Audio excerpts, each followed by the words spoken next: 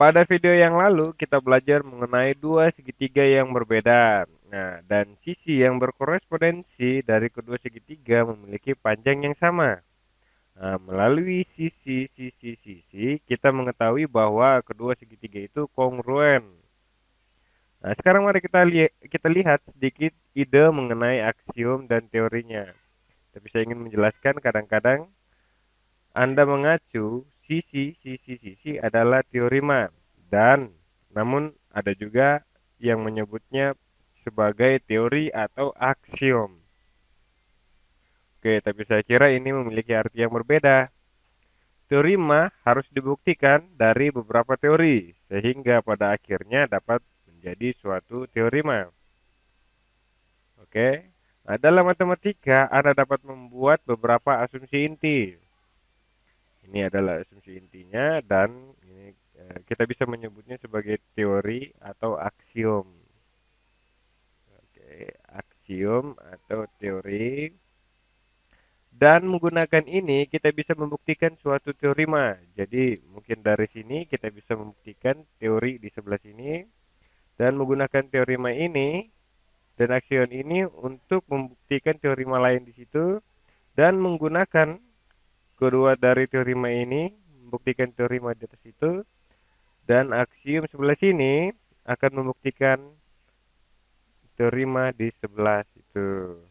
Nah, melalui semua asumsi inti di sini, kita akan membuat suatu matematika. Oke, dalam kelas geometri, kita tidak membuktikan sebelumnya teorema sisi. Nah, kita hanya menerimanya hanya sebagai teori atau aksiom. Nah, di sini saya akan membantu Anda membuat perbedaan antara teorema dan aksiom. Supaya tidak membuat Anda bingung, maka saya ingin memberitahu Anda sesuatu yang sangat berguna. Nah, sebagai contoh,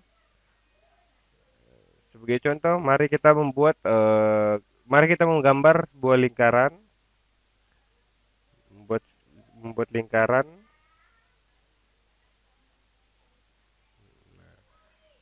Ada banyak hal yang bisa kita lakukan dengan lingkaran seperti ini. Lalu kita beri titik A sebagai titik tengah. Dan kita juga bisa gambar inti dari lingkaran namun ini bukan diameter. Nah, titik di sini, dan di sini digabungkan seperti ini.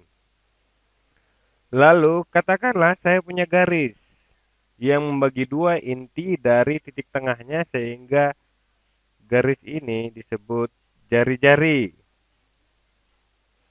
Jadi dari titik tengah ke ujung inti ini,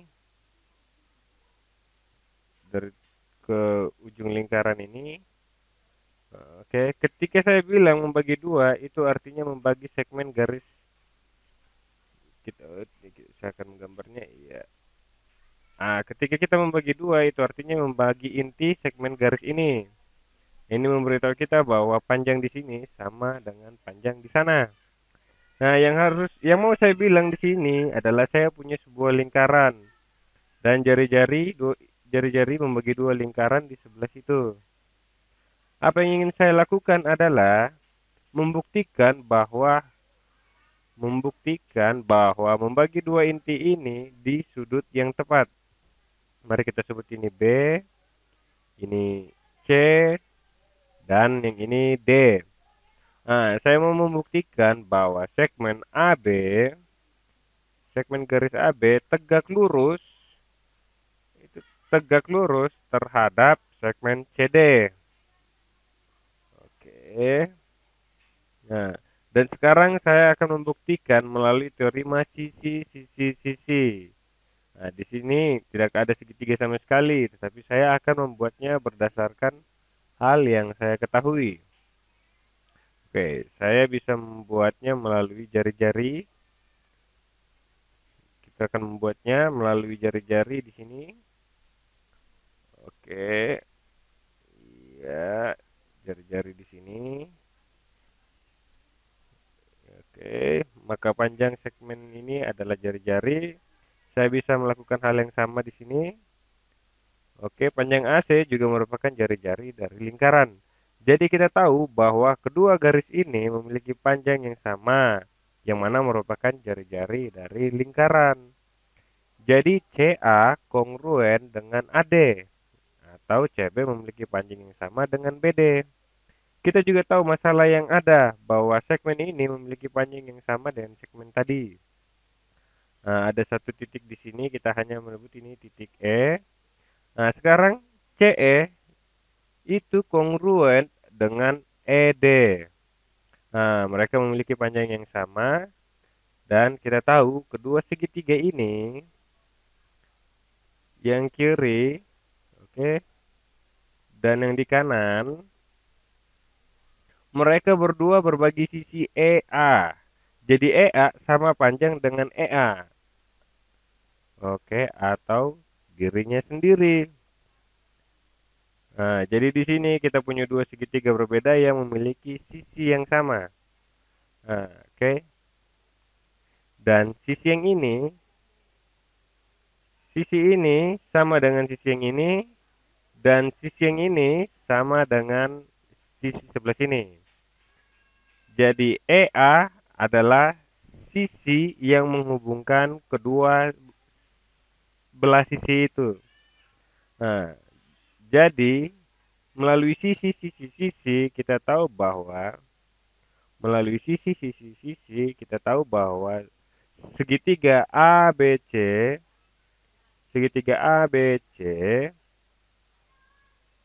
BC kongruen dengan segitiga AED. Maaf, saya salah. Oke, maksud saya adalah segitiga AEC. Oke, melalui sisi-sisi kita tahu bahwa segitiga AEC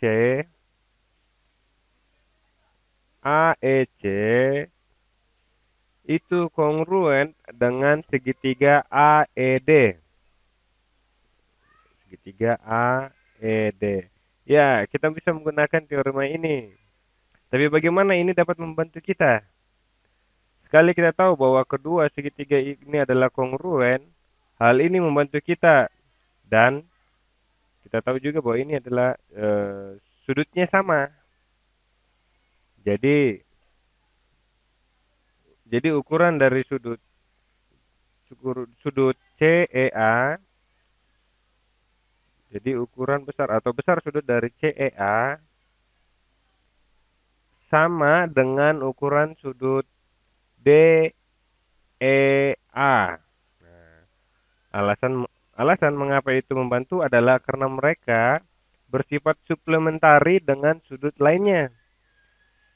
Oke, jadi kita juga memiliki ukuran segitiga CEA